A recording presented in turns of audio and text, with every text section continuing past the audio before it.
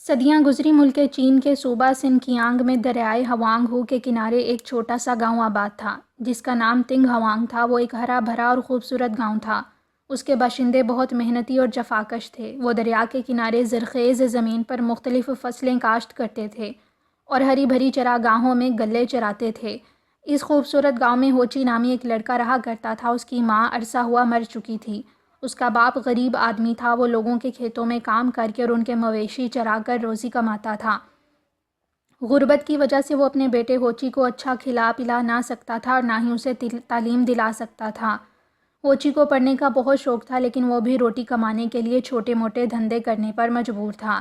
بچپن ہی سے ذہین اور سمجھدار تھا، اس لیے وہ کبھی کسی چیز کے لیے اپنے غریب باپ کو تنگ نہ کرتا تھا، بلکہ اپنی ضروریات خود پوری کرنے کی کوشش کرتا تھا۔ اس کی عادتیں اتنی اچھی تھیں کہ گاؤں کے سب لوگ اس سے محبت کرتے تھے۔ وہ ہمیشہ سچ بولتا تھا، ہر چھوٹے بڑے کی عزت کرتا تھا، ہر ایک کے کام آتا تھا اور ہر کسی کا کام نہایت دیانتداری اور محنت سے کرتا تھا۔ وہ ایک بہادر اور نڈر لڑکا تھا۔ وہ کسی مصیبت یا خطرے سے نہ گھبراتا تھا۔ گاؤں کے لوگ اپنے بچوں کو اس کی مثالیں دے کر اس جیسا بننے کی تلقین کرتے تھے۔ ایک دن خدا کا کرنا کیا ہوا کہ دریائے ہوانگ ہو میں ایک زبردست سیلاب آ گیا اور اس کا پانی اپنے کناروں سے امڑ کر غراتا، تباہی مچاتا دور دور تک بہتا چلا گیا۔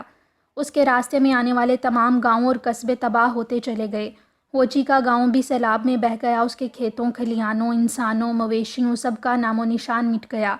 ہوچی ان دنوں گاؤں کے زمیندار کے کسی کام سے پہاڑوں کے پار ایک گاؤں میں گیا ہوا تھا۔ جب وہ واپس آیا تو اس نے دور پہاڑوں پر اسے اپنے گاؤں کی جگہ دور دور تک پانی ہی پانی کھڑا دیکھا۔ اس کی آنکھوں تلے اندھیرا چھا گیا۔ اس کا گاؤں اس سیلاب میں بہہ چکا تھا۔ اس کے مکانات، باشندے، مال مویشی سب ڈوب کر ہلاک ہو چکے تھے۔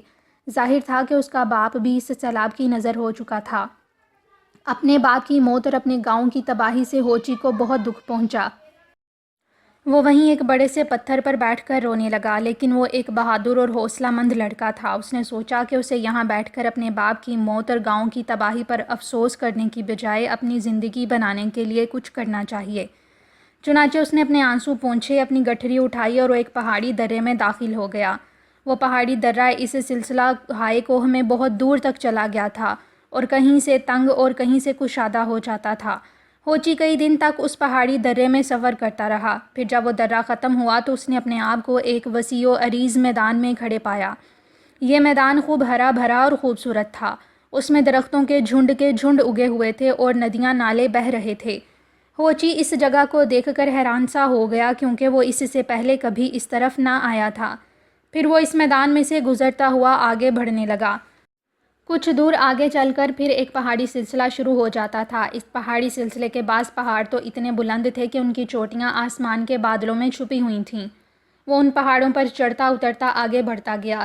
اس پہاڑی سلسلے میں کچھ دیر آگے چلنے کے بعد اس نے ایک عجیب سی بات دیکھی۔ اس نے دیکھا کہ اس جگہ اکثر پہاڑ سیاہ پڑے ہوئے ہیں، جیسے انہیں آگ لگا کر جلایا گیا ہو۔ کچھ پہاڑ مکمل طور پر سیاہ نہیں تھے، بلکہ کہیں کہیں سے سیاہ دکھائی دیتے تھے۔ ہوچی حیرت زدہ نظروں سے یہ سب کچھ دیکھتا ہوا آگے بڑھتا رہا۔ اسی طرح پہاڑوں میں چلتے چلتے اسے شام ہو گئی اور وہ رات گزارنے کے لیے ایک چٹان کے سائے میں رک گیا۔ آدھی رات کے وقت جب وہ گہری نیند سو رہا تھا تو اچانک عجیب سے شور سے اس کی آنکھ کھل گئی۔ اس وقت آسمان پر چاند چمک رہا تھا۔ اس کی روشنی میں اسے اپنے سے کچھ فاصلے پر بڑے بڑے پتھر اور چٹانیں نیچے لڑھکتے ہوئے دکھائی دیے۔ ان کے گرنے کی لڑھکنے کی آوازوں کے ساتھ ساتھ کچھ ایسی آوازیں بھی سنائی دیں جیسے بے شمار سانپ ایک ساتھ پھنکار رہے ہوں۔ پھر اس نے اوپر والے پہاڑ سے آگ کے شعلے نکل کر آسمان کی طرف بلند ہوتے ہوئے دیکھا۔ اس نے سمجھا کہ شاید یہ کوئی آتش فشاں پہاڑ ہے جو پھٹ گیا ہے۔ آگ کے شعلے اس کے دہانے سے نکل رہے ہیں اور پتھر اور چٹانیں ٹوٹ ٹوٹ کر گر رہے تھے۔ اس نے سوچا اسے اس جگہ سے بھاگ چلنا چاہیے، مگر دوسرے ہی لمحے آگ کے شعلے ایک دم بجھ گئے۔ اس کے ساتھ ہی پہاڑ خاموش ہو گیا، لیکن زیادہ دیر نہ گزری تھی کہ پہاڑ سے ایک بار پھر آگ کے شعلے بلند ہونے لگے۔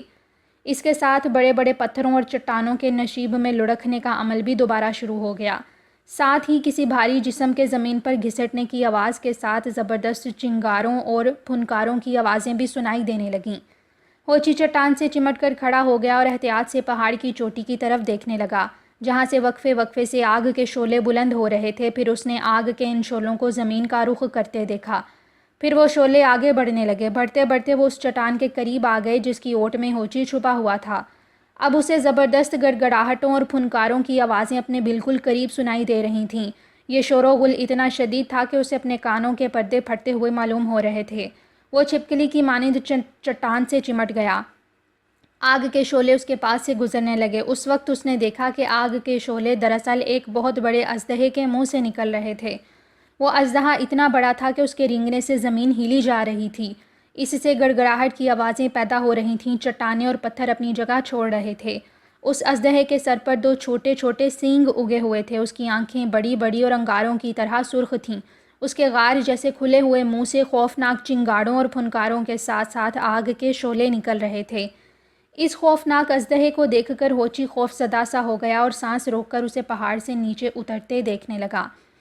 پہاڑ سے نیچے اتر کر اژدہا ایک پہاڑی درے میں داخل ہو گیا۔ اس کے منہ سے نکلنے والے آگ کے شعلے کچھ دیر تک ہوچی کو دکھائی دیتے رہے اور گڑگڑاہٹ کی آواز بھی سنائی دیتی رہی۔ پھر آہستہ آہستہ خاموشی چھاتی گئی اور شعلے بھی نظر آنے بند ہو گئے۔ شاید وہ خوفناک اژدہا ان پہاڑوں میں کہیں بہت دور جا چکا تھا۔ اس رات ہوچی بالکل نہ سو سکا اور صبح ہونے تک مسلسل جاگتا رہا۔ جب صبح ہوئی، سورج نکلا تو اس نے دیکھا کہ پہاڑوں میں جس مقام سے اژدہے کا گزر ہوا تھا وہاں سیاہ دراڑیں پڑ چکی تھیں۔ پتھر اور چٹانیں جھلسے ہوئے دکھائی دے رہے تھے۔ اژدہے کے منہ سے نکلنے والی آگ نے آس پاس کی تمام چیزوں، درختوں، جھاڑیوں اور پودوں سب کو جلا کر سیاہ کر دیا تھا۔ اب وہ اژدہا جانے کہاں چلا گیا تھا؟ شاید وہ انہی پہاڑوں میں کہیں رہتا تھا۔ ہوچی نے سوچا کہ اسے جلد از جلد اس پہاڑی سلسلے سے باہر نکل جانا چاہیے۔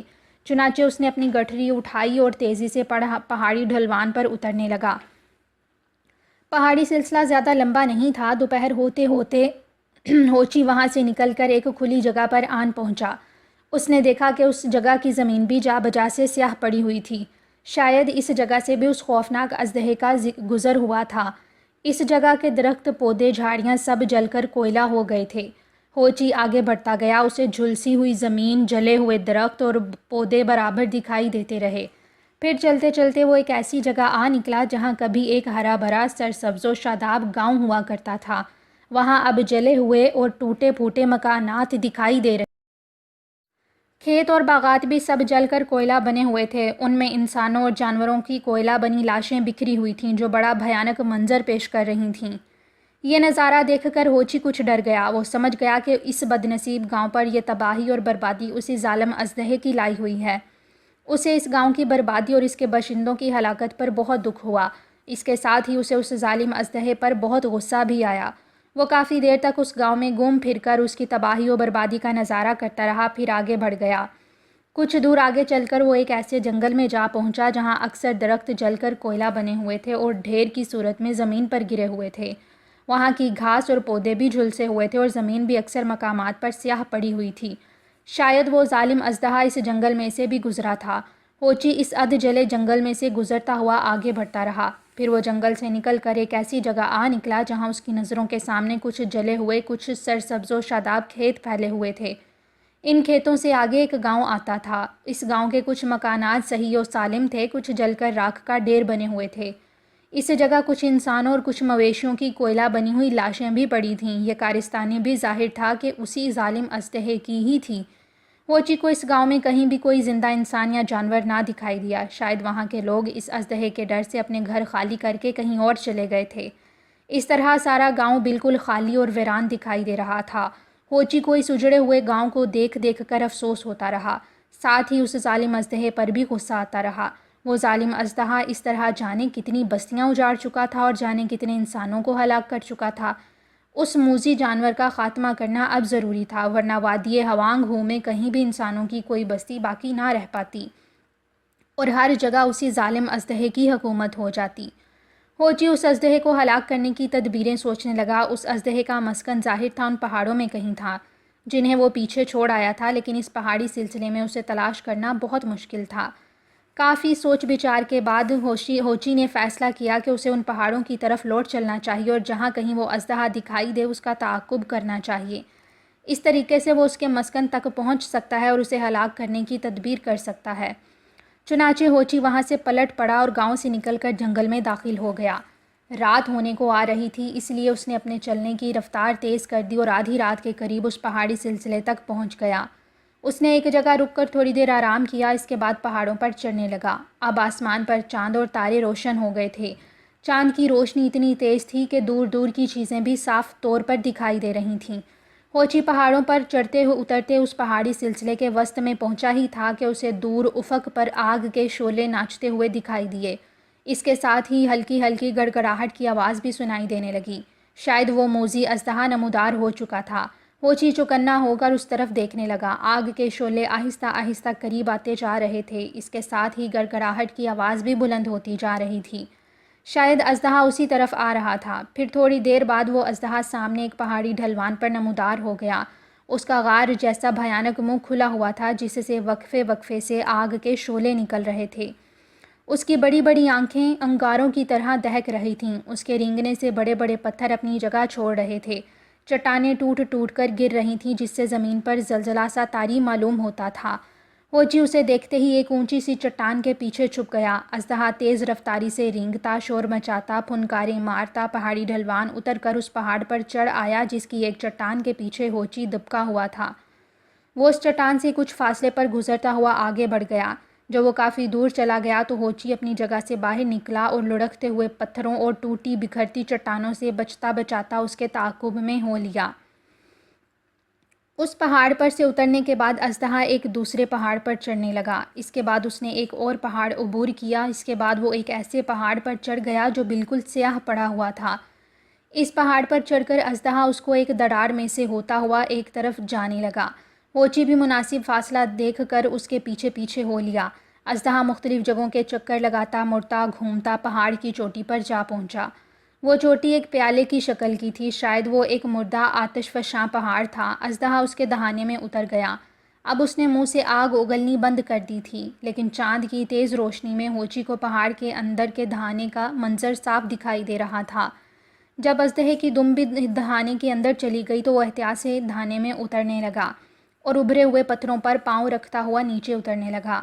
اس دہانے میں ایک چھوٹی سی سرنگ بنی ہوئی تھی جسے عبور کرنے کے بعد ایک کشادہ سا غار آ جاتا تھا۔ اس غار کی دیواروں میں جا بجا گہرے گہرے شگاف بنے ہوئے تھے جو شاید ان سرنگوں کے دہانے تھے جو اس پہاڑ میں بہت دور اندر تک چلی جاتی تھیں۔ اس غار کے سامنے ایک موکھلا سا کھلا ہوا تھا جس میں سے چاند کی روشنی اندر داخل ہو رہی تھی۔ اس غار میں پہنچ کر اژدہا رک گیا۔ اس نے اپنے جسم کو ایک عظیم کنڈلی کی صورت میں لپیٹ لیا اور آہستہ آہستہ سر نیچے ڈالتے ہوئے گہری نیند سو گیا۔ ہوچی ایک بڑے سے پتھر کے پیچھے دبکا ہوا بڑے غور سے اژدہے کی حرکات و سکنات کا جائزہ لے رہا تھا۔ جب اسے یقین ہو گیا کہ اژدہا واقعی گہری نیند سو چکا ہے تو وہ اپنی جگہ سے نکلا۔ اس نے اپنی گٹھری کھول کر اس میں سے ایک چمکدار خنجر باہر نکالا۔ اس کی تیز دھار تھی، وہ خنجر ہاتھ میں لیے اس اژدہے کی طرف بڑھا۔ اژدہا بے خبر گہری نیند سو رہا تھا۔ نیند کی حالت میں اس کا سر جھومتا جھومتا زمین سے جا لگا تھا۔ اس کا سر کسی بیل کے سر جتنا بڑا تھا۔ ہوچی نے دونوں ہاتھوں سے خنجر کا دستہ پکڑا اور اسے سر سے بلند کرتے ہوئے پوری طاقت سے اژدہے کے سر میں گھونپ دیا۔ خنجر اژدہے کے سر کی ہڈی کو توڑتا ہوا اس کے نچلے جبڑے میں گھس گیا۔ اس کے سر سے خون کا فوارہ پھوٹ پڑا۔ اس کے ساتھ ہی اژدہا ایک خوفناک چنگاڑ کے ساتھ نیند سے بیدار ہو گیا اور شدید درد اور تکلیف سے بے تاب ہو کر بری طرح سے ادھر ادھر پھڑکنے، تڑپنے اور چنگاڑنے پھنکارنے لگا۔ اس کے منہ سے زبردست شعلے نکلنے لگے۔ اس کے تڑپنے مچلنے سے غار کے پتھر اور چٹانیں ٹوٹ ٹوٹ کر گرنے لگے۔ غار کے اندر گویا زلزلہ سا آ گیا۔ اژدہا کافی دیر تک یوں ہی غار کے اندر تباہی مچاتا، چیختا، چنگاڑتا رہا۔ پھر ایک زوردار چنگاڑ کے ساتھ ایک دم ہی سامنے موکھلے سے باہر کود گیا۔ ہوچی اژدہے کے سر میں مارنے کے بعد فوراً ہی دوڑ کر ایک شگاف میں جا چھپا تھا اور اژدہے کا تڑپنا مچلنا دیکھتا تھا۔ اژدہے کے موکھلے سے باہر جا گرنے کے بعد تیزی سے شگاف سے باہر نکل اور موکھلے کے قریب پہنچ کر احتیاط سے نیچے جھانکنے لگا۔ وہ موذی اژدہا اس مقام سے سینکڑوں فٹ نیچے ایک چٹان پر گرا ہوا تھا اور زبردست پھنکاریں مارتا ہوا بری طرح سے تڑپ رہا تھا۔